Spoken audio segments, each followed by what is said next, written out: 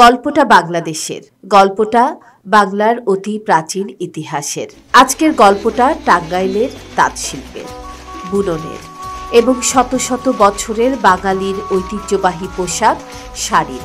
অতি প্রাচীন কাল থেকে বাংলাদেশের ইতিহাস, ঐতিহ্য আর সংস্কৃতির সঙ্গে জড়িয়ে আছে তাঁত শিল্প ও শাড়ির ইতিহাস। টাঙ্গাইল জেলার তাঁত শিল্প শাড়িও সেই ইতিহাসেরই অংশীদার। চলে এসেছি তাঁতের শাড়ির গ্রাম বল্লাতে।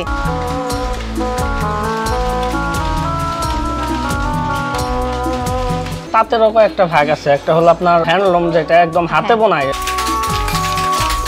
আর একটা হলো সেমি অটোমেটিক, আর একটা হলো পাওয়ার লুম। প্রায় 100 বছর যাবত ব্রিটিশ পিরিয়ড থেকে আমাদের তাঁত শিল্প আমাদের ঐতিহ্য।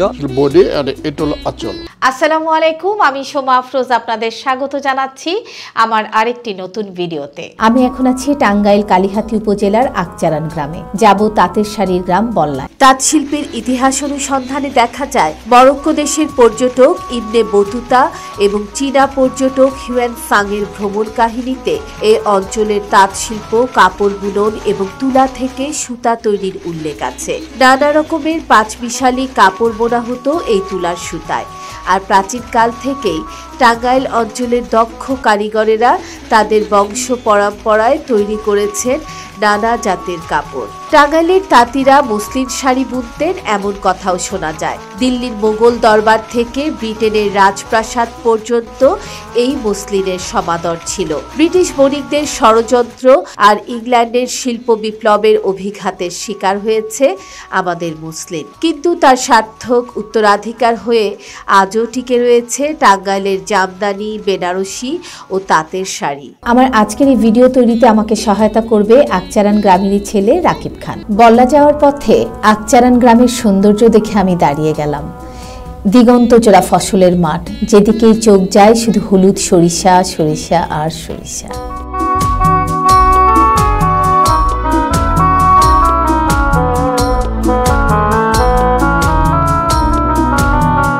কিছুটা সময় এখানে কাটিয়ে এবার যাচ্ছি বল্লা গ্রামের দিকে। চলে এসেছি টাঙ্গাইল তাঁতের শাড়ির গ্রাম বল্লাতে, যেই গ্রামের প্রায় প্রতিটি বাড়ির সাথেই রয়েছে তাঁত কারখানা এবং এখানকার বেশিরভাগ মানুষ তাঁত শিল্পের সাথেই জড়িত। রাজধানী সহ বাংলাদেশের বিভিন্ন প্রান্তে টাঙ্গাইল তাঁতের শাড়ি পৌঁছে যায় এই গ্রাম থেকে। বল্লা গ্রামে পাওয়ারলুম কারখানায় যাওয়ার আগে আমি শুরুতেই গেলাম একটি হ্যান্ডলুম কারখানায়, যেখানে হাতে তৈরি হচ্ছে সব তাঁতের শাড়ি, সেটা আপনাদের দেখানোর জন্য। টাঙ্গাইলের তাঁতবহুল গ্রামগুলোতে দিনরাত শোনা যায় মাকুর খটখট শব্দ। পাশাপাশি তাঁতিদের ব্যতিব্যস্ত নিরন্তর হাতে নিপুণ শাড়ি বোনার দৃশ্য সত্যি মনোমুগ্ধকর। উনি হলেন খোকন ভাই, এই হ্যান্ডলুম কারখানার মালিক।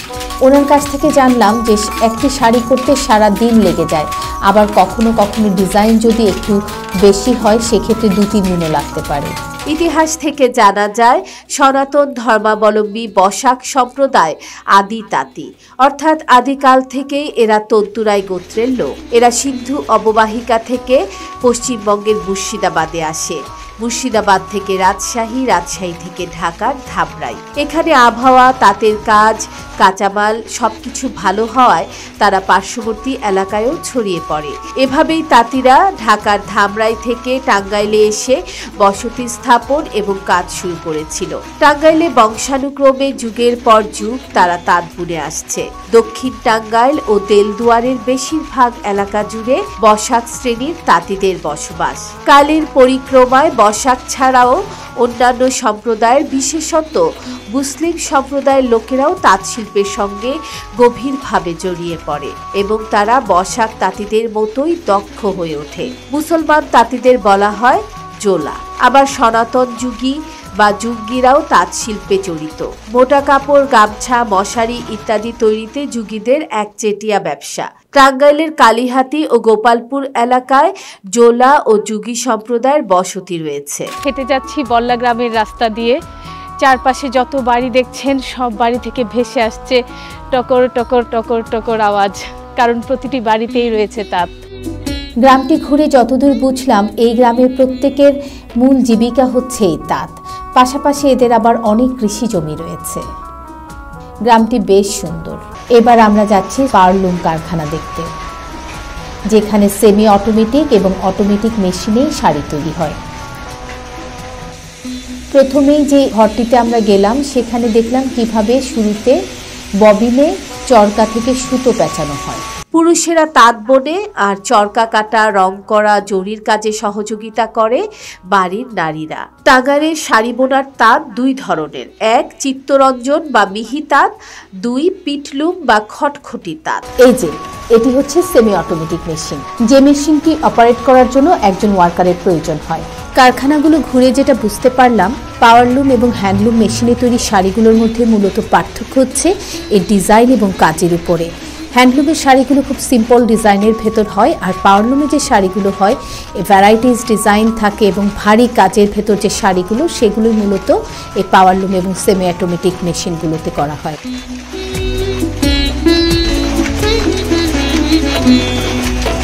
এই যে এটি হলো পাওয়ারলুম, আর এই যে কাগজগুলো দেখা যাচ্ছে এখানে পুরো শাড়ির ডিজাইন দেওয়া আছে। একটি শাড়ি তৈরির আগে এই তাঁতটি সাজাতেই তাদের প্রায় 7 দিন লেগে যায়। এই দুই ধরনের তাঁতেই তৈরি করা হয় নানা রং ও ডিজাইনের নানা নামের শাড়ি, যেমন জামদানি বা soft silk, half silk, Tangail বিটি, বালুচুরি, জরিপার, হাজার বুটি, সুতিপার, কটকি, স্বর্ণচূড়া, ইক্কাত, আনারকলি, দেবদাস, কুমকুম, সানন্দা, নীলাম্বরী, ময়ূরকণ্ঠী এবং সাধারণ মানের শাড়ি। একটি শাড়িতে যতগুলো কালার থাকে তার প্রতিটি আলাদা আলাদা সুতো থাকে। এই তাঁতের শাড়ি বোনার প্রক্রিয়াটা কিন্তু খুবই জটিল, অনেকগুলো স্টেপ পার হয়ে লাস্ট স্টেপ হচ্ছে এই শাড়ি বোনা। এই পাওয়ারলুমে তৈরি কিছু শাড়ি আমরা দেখলাম সোহানের বাবার কাছ থেকে। এই শাড়িগুলো দেখে যেটা বুঝলাম যে শাড়িগুলো বেশ দামি।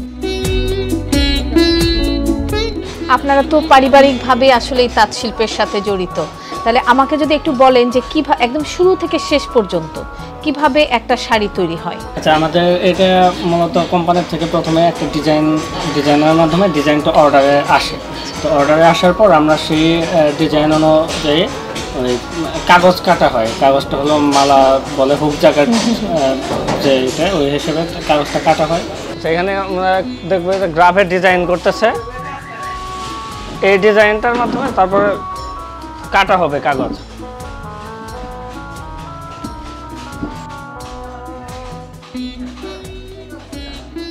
ডিজাইন অনুযায়ী কাগজটা কাটতেছে, এই কাগজ ওই মালা আকারে তাতে বসে দেবে।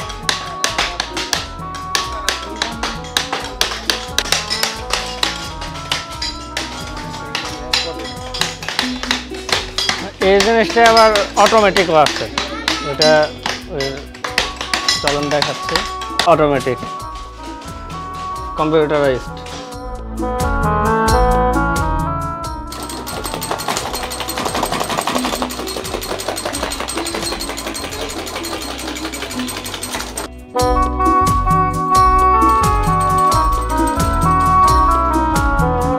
ডিজাইন অনুযায়ী সুতা আনা হয়, সুতাগুলা প্রসেস করা হয়, সেই হোয়াইট সুতা কালার করে, মানে ডিজাইনের ভিত্তিতে কালার করা হয়।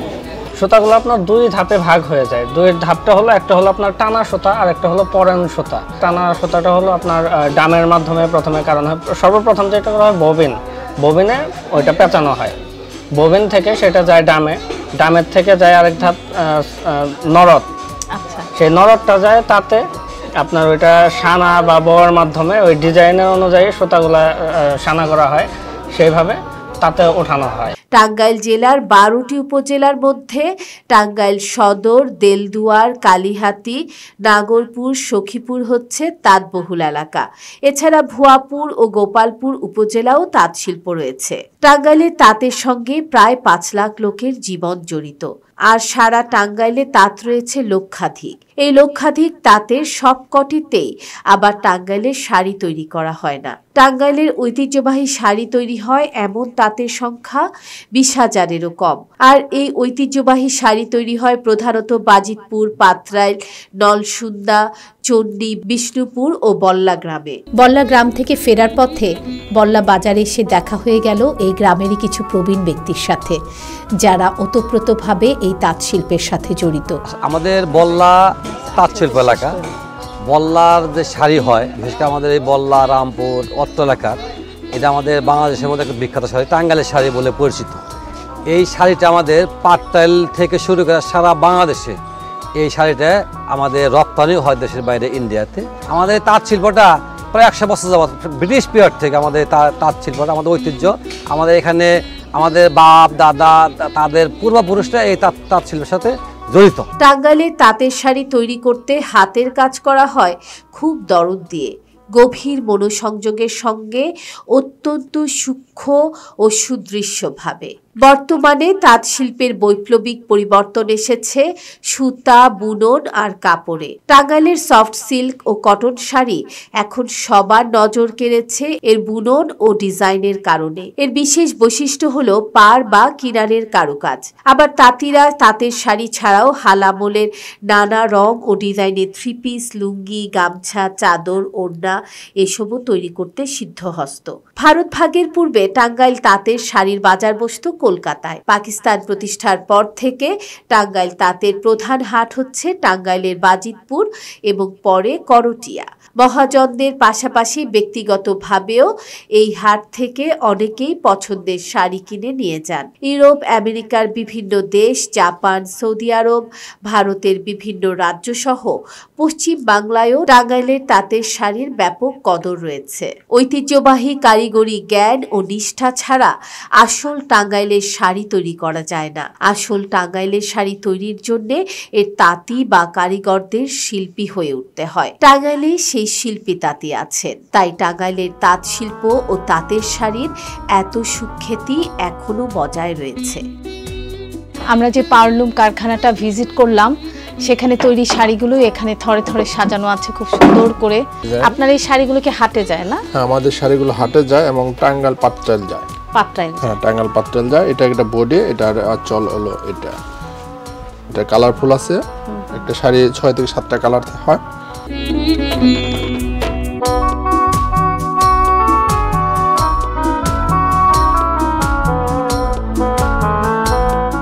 আমি সোমা আফরোজ। বাংলাদেশের বিভিন্ন প্রান্তে ছড়িয়ে ছিটিয়ে থাকা আমাদের সংস্কৃতি, ঐতিহ্য, ইতিহাস আমার এই ব্লগে উপস্থাপন করে থাকি। তারই ধারাবাহিকতায় আজকে এসেছিলাম টাঙ্গাইলের কালিহাতী থানার বল্লা গ্রামে। এই বল্লা গ্রামের তাঁত শিল্প নিয়েই ছিল আমার আজকের ভিডিও। আমার ভিডিওটি যদি ভালো লাগে অবশ্যই লাইক, শেয়ার এবং কমেন্ট করতে ভুলবেন না। যারা আমার চ্যানেলটি সাবস্ক্রাইব করেছেন তাদেরকে অসংখ্য ধন্যবাদ। যারা এখনও আমার চ্যানেল সাবস্ক্রাইব করেননি, প্লিজ আমার চ্যানেলটি সাবস্ক্রাইব করুন, বেল বাটন প্রেস করে রাখুন যাতে নোটিফিকেশান আসার সাথে সাথে ভিডিও দেখতে পারেন। সবাই ভালো থাকবেন, সুস্থ থাকবেন, নিরাপদে থাকবেন। আল্লাহ হাফেজ।